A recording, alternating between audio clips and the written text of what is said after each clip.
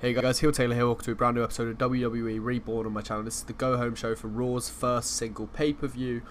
We got the classic storytelling show. 96 from John, damn, 92 from Kevin's really good as well. Zack Ryder and Matt Hardy are terrible partners. Cool. Almas for 74 is quite good, 73 for Lashley. Yeah, some good wrestling in this match. Shouldn't really be surprised, but yeah. Hardy, at the age he is, probably close to retirement. He's just improved in performance and flying. He improves like every match. Styles in performance as well, and Lashley in technical. We open with just an 87B+. That's kind of bad, but oh well.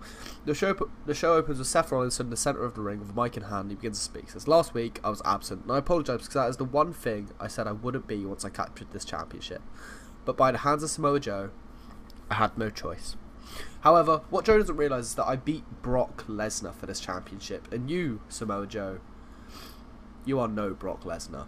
87B+ to kick off, which then gets us into a huge 55C- between Slater and Rhino versus the B team. This is a good Raw second hour match on normal TV, but oh well. Subpar wrestling, a little heat. Slater and Rhino defeat the B team. When Rhino defeats Axel with a pile driver. But yeah, Rhino with 57, 53 from Heath, 41, 54. So yeah. Then we go to an angle, which is the match is over and tag team is celebrating until Rhino realises that he won that match without even tagging Heath in. He gets kind of frustrated and he just leaves. Heath just keeps celebrating, but Rhino just leaves. Yeah, into a 68C+, kind of hoped for better from this, but I'll take it. But had decent wrestling, not much heat. Ronda Rousey and Shayna Baszler defeated the Boston Hug Connection in 13 minutes 15 seconds when Baszler defeated Bayley with a knockout punch. In terms of in-ring work, Rousey was head and shoulders, of course, with an 80. Shayna's getting 40, so she's getting up there.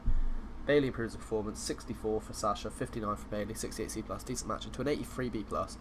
After the match, Ronda takes the microphone to put it simply, she just asked Charlotte and Becky, "You still feel really confident?" Considering they did just take out their other two 4 horsewomen, who are supposed to be the tag team of the group, so who knows.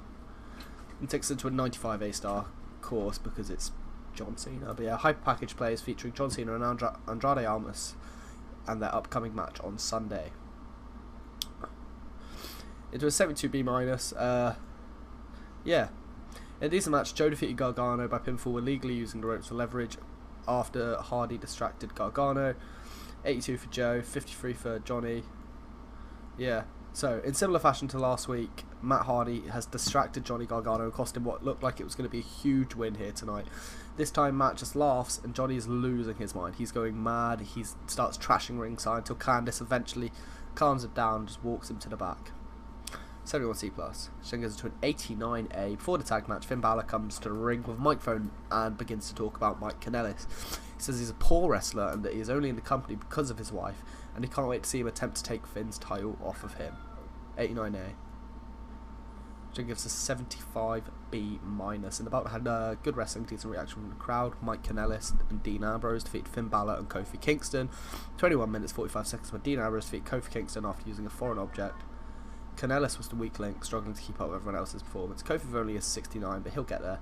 Finn with a nice 81, Dean with an 84, 52 for Mike. Yeah, not much hope in Mike. But yeah. Then gives us an 89A. After the match, Dean Ambrose hits a cheap dirty deeds on Kofi Kingston after the bell and begins to talk. He's just screaming down at Kofi, "Do you believe me now, Kofi? Do you?" Obviously being like, Kofi can't win without the New Day and the New Day can't win without Kofi. There's a similar story going on at both brands. But yeah, it's just one of those things. 89A. And takes us into an 82B for the main event. What do you expect? It's a Raw main event. Yeah, 90 from Seth, 77 from Drew. So I'll actually take an 82B from that. That's kind of about right. Yeah, the battle had superb wrestling, great heat. Seth Rollins defeated Drew McIntyre with a curb stomp because Big Show ran in and attacked McIntyre. We didn't actually really have like any clean wins this week, I don't think, other than Slater and Rhino and then Ronda and Shayna. But it's something you'll just have to forgive me on. 82B. And we end the show with a nice 85B+, and I'll see you in SmackDown. Hey guys, we're back with SmackDown. Classic opening match. Nothing special, apart from the 88 from Daniels. Pretty good. Only 79 from The Miz, a little bit disappointing, but it's something we're just have to live with, really. Opening SmackDown's on 93A, could have been better, but it'll do. The show opens, Shane's meant to be off screen here, by the way. The show opens with a Miz music playing. He makes his way down to the ring. He's clearly extremely angry, like he's pissed off. He stands in the centre ring talking about how Shane was the reason his dad was finally proud of him. But now all his dad wants is for Miz to kick Shane's ass, and that's exactly what he's going to do. But as soon as he says this, he's interrupted by Triple H. The King says that Shane has agreed to face Miz on Saturday at the SmackDown pay-per-view, but he wants the Miz to know that he has no chance against a McMahon. 93A, moving on to a 70C+. Decent match. Carl Anderson defeated Big E using underhanded tactics. 62 from Big E, 77 from Carl. Obviously, we're jobbing Big E out every week, so it's not really helping with the ratings, but, you know, gotta do what you gotta do. A graphic plays hyping tonight's main event of Shinsuke Nakamura, Baron Corbin, and Elias versus Ricochet, Mustafa Ali, and Bobby Roode.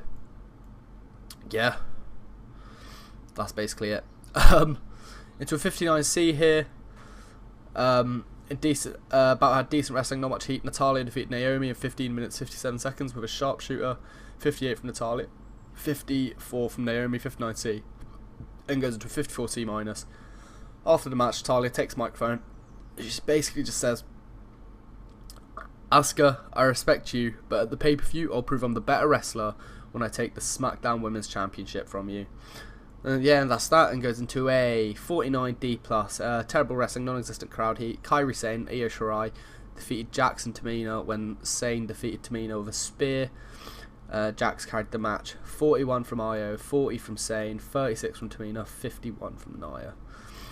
Sane and Shirai are getting great, so that's good. Into a 59C, match graphic appears and confirms Fire and Desire vs Kairi Sane and Io Shirai on Saturday night for the SmackDown exclusive pay-per-view. The only reason I keep saying Saturday night and Sunday night and all that stuff is because I've genuinely forgotten the names of both pay-per-views while booking this and forgot to check between shows. So yeah, 59C and goes to our main event, I think, of 75B-. Not exactly great things, but it'll have to do. 80 from Shinsuke, 68 from Baron, which is, I think, probably his best rating so far. Elias for 63, 62 from Bobby Roode, 58 from Ricochet, and 71 from Mustafa Ali. So considering who was involved, it was a decent enough main event, to be honest. Yeah, like none of these guys really have pop other than Shinsuke, who has a slight bit. But yeah, 75B-. And takes it to a 95A star to end the show. To end the show, we get a contract signing between Daniel Bryan and Braun Strowman. Daniel comes out first and begins to talk about the negatives of hunting. Hunting causes pain and suffering. It isn't about conservation or population control, it's profit driven and it claims other non-target victims. To add to this, violence against animals leads to violence against humans, and that would explain why Braun is a horrible, chaos-bringing monster. Daniel signs a contract and this leads to Braun coming out to the ring. He doesn't even talk, he doesn't do the big Braun thing, he just walks down.